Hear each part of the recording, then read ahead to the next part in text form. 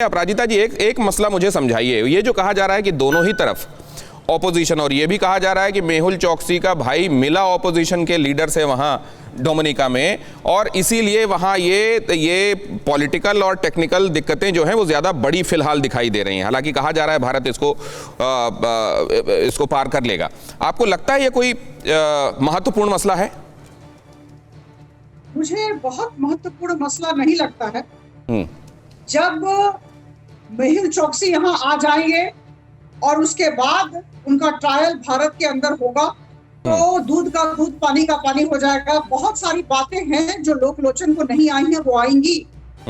और मैं आपको बता दूं कि जनवरी 2018 से ये डोमिनिका में है। डोमिनिका गए हुए थे इस समय, उसी समय से ये रह रहे हैं। और जब फ्रॉड की बात हम सबके सामने आई, उसके करीबन 3-4 सप्ताह पहले ये चले गए थे, जब ये अंदेशा हो गया था कि फ्रॉड की बात बाहर निकलने वाली है।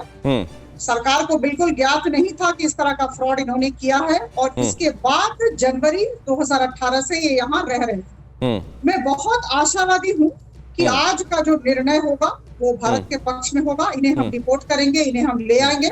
तो क्या ये अपराजिता जी, आप ब्यूरोक्रेट भी रही हैं, आपने सिस्टम को उस तरीके से भी देखा है, और अब आप सांसद होने के नाते भी इसको देख रही हैं। मैं एक बात ये जानना चाहता हूं, हम लोग इस तरह के मसलों में प्रोएक्टिव नहीं हो सकते क्या? रिएक्टिव होना हमारी मजबूरी है क्या? हम लकीर ही पीट सकते हैं क्या बाद में, और फिर या ज्यादा हुआ तो सांप मार देंगे?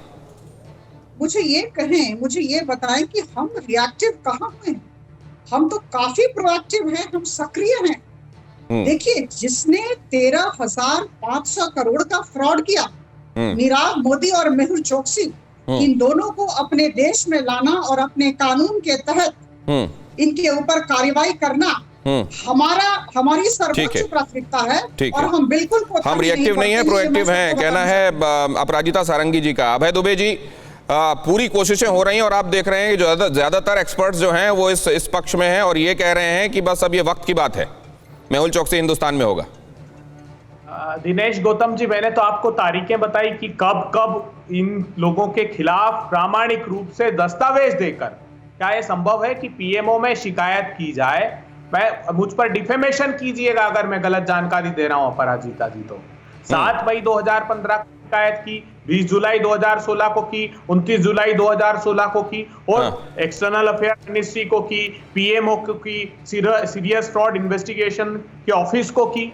कहीं कोई कार्रवाई नहीं की। उसने जब पासपोर्ट सरेंडर किया तब भी क्या आपकी एजेंसीज को इस बात का पता नहीं था कि वो देश की नागरिकता छोड़ रहा है? क्या बात करती हैं? नियोजित रूप से आप लोगों ने इनको भगाया है और आपने लोकसभा में जवाब दिया है। लेकिन आपको ये लगता है क्या, जैसा अभय दुबे जी, एक बात मैं आपसे जानना चाहता हूं कि बहुत सारी चीजें हेयर एंड से में चलती रहती हैं, सब्सटेंशिएट करने में, उन चीजों को सब्सटेंस के रूप में सामने आने में, जैसे वो कहा जाता है धर्मा जयंती तेजा के बारे में कि वो तो इंदिरा गांधी जी को उन्होंने कोट गिफ्ट किया था और मोरारजी देसाई के बेटे उनको एयरपोर्ट तक छोड़ने गए थे।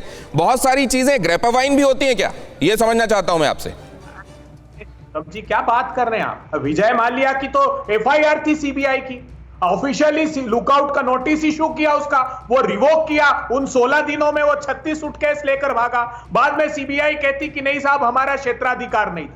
अरे पूछिए, ये उज्जवल निकम जी हैं या सीबीआई के पूर्व निदेशक बैठे हैं, क्या आईपीसी के सेक्शन 41 में आपके पास प्रिवेंटिव डिटेंशन का स्कोप नहीं है? सबको पता था कि वो छोड़कर भागेगा। फिक्र आपकी, सोमवार से शुक्रवार रात 9 बजे सिर्फ TV9 भारतवर्ष पर।